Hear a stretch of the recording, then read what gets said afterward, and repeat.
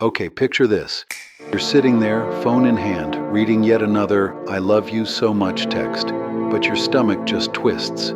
You don't even feel warm. You feel kinda numb. People love to say the words fix everything. They throw out "I love you" like it's a magic reset button after ghosting you for days, after blowing up over something tiny, after promising they'll change and then not.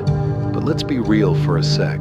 Look at what actually happens. They say, "I love you," then stay out late without a heads up knowing you worry.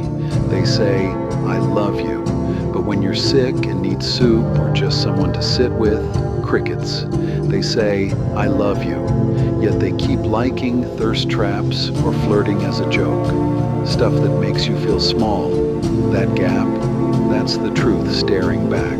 Love isn't the pretty sentence. It's picking up the phone when you're falling apart. It's choosing not to do the thing that hurts you, even if it's easy. It's the quiet stuff. Remembering you hate olives. Texting good morning even when busy. Being there without being asked. If the sweet words keep coming but nothing changes, those words are empty. They're comfort for them, not love for you. Love shows up in what they do, not just what they say. And you already know that deep down. Don't gaslight yourself into believing otherwise.